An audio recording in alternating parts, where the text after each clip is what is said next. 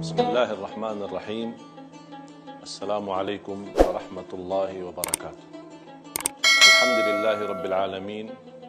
Wa ashhadu an la ilaha illallah wahdahu la syarika lah, waliyus salihin. Wa ashhadu anna sayyidana wa nabiyyana Muhammadan abduhu wa rasuluhu as-sadiqul amin.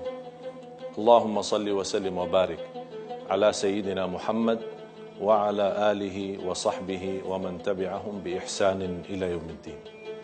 Amma ba'd, subhanaka la ilma lana illa ma 'allamtana innaka antal alimul hakim.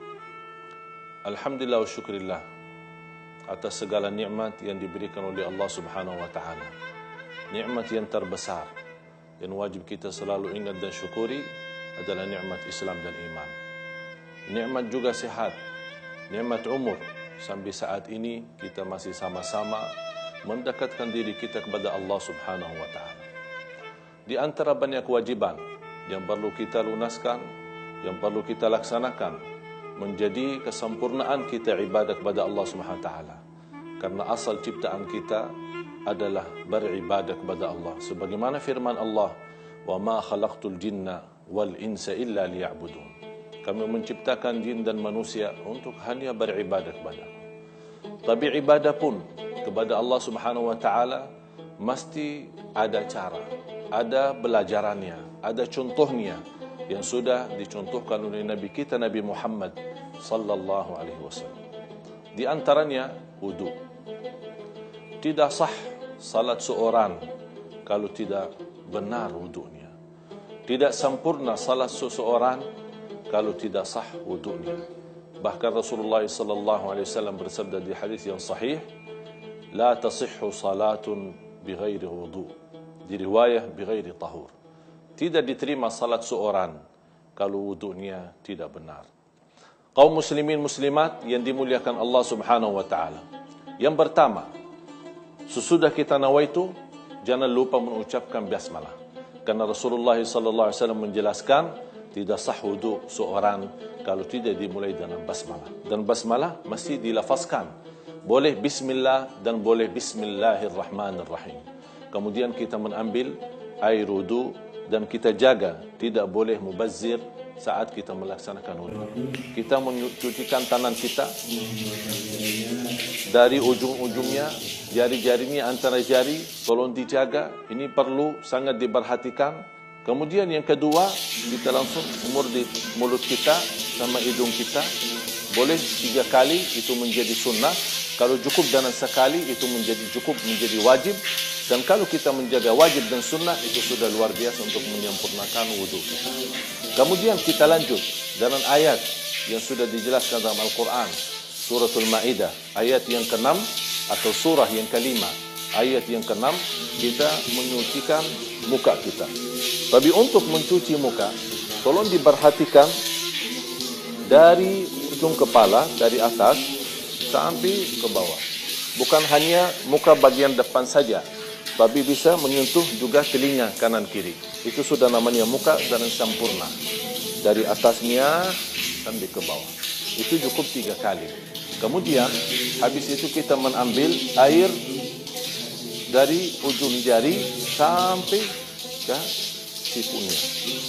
Siku itu jadi disempurnakan dan tolong diperhatikan. Harus disisihkan tangan yang kanan sempurna 3 kali, baru pindah ke kiri. Tidak boleh sekali kanan, sekali kiri, sekali kanan, sekali kiri, itu tidak dibolehkan.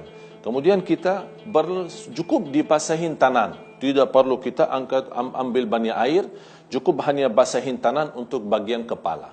Bagaimana kita usap kepala kita?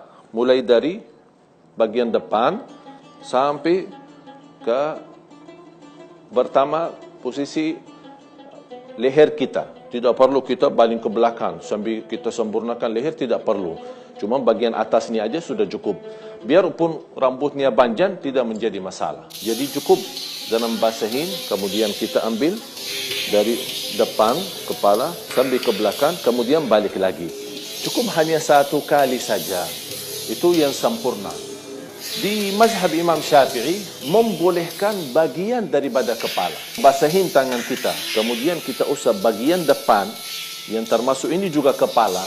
Karena Allah SWT menjelaskan famsahu biru'usikum.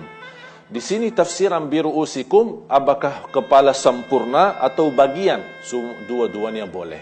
Kemudian bisa dibasahin jarinya. Tidak perlu tangannya semua, hanya jarinya dibasahin kembali. Kemudian untuk mengusap telinga kita, kanan kiri bisa dimasukin bagian, kemudian dari belakangnya untuk membersihkan. Ini semua untuk menjaga kesempurnaan wudu yang sudah dianjurkan dan diajarkan oleh Nabi kita Nabi Muhammad sallallahu alaihi wasallam. Kemudian yang terakhir, kita bisa mencucikan bagian kaki kita.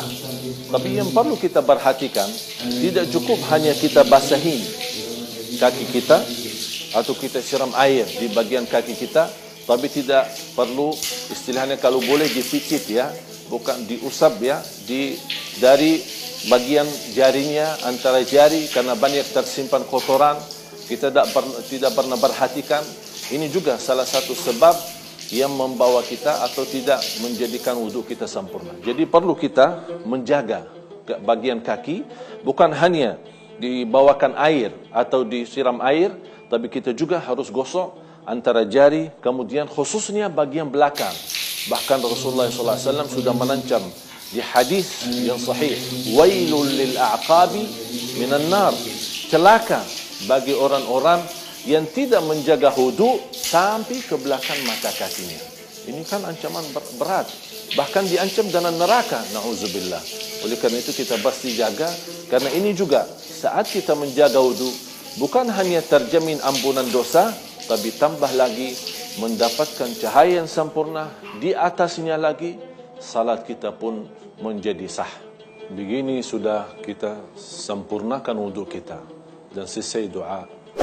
Saat kita selesai wudu kita, jangan melupakan bawa doa Nabi kita Nabi Muhammad sallallahu alaihi wasallam. Dan saat doa, mau angkat tangan, tidak angkat tangan, dua-duanya boleh. Asyhadu an la ilaha illallah wahdahu la syarika lah, wa asyhadu anna Muhammadan abduhu wa rasuluh. Allahumma ja'alni minat tawwabin wa ja'alni minal mutatahhirin. Apa kata Rasulullah SAW? Barang siapa selepas wudu membawa doa ini akan mendapatkan pahala masuk surga lewat 8 pintu. Artinya akan Allah kasih pilihan pintu mana saja yang kamu mau, pintu mana saja yang kamu pilih, mendapatkan kemuliaan masuk surga Allah Subhanahu wa taala. Mudah-mudahan apa yang sampaikan bermanfaat bagi kita semua. Kurang lebihnya mohon maaf. Akhirul kalam, subhanakallahumma wa bihamdik, asyhadu an la ilaha illa anta, astaghfiruka wa atubu ilaik. Walhamdulillahi rabbil alamin. Wassalamu alaikum warahmatullahi wabarakatuh.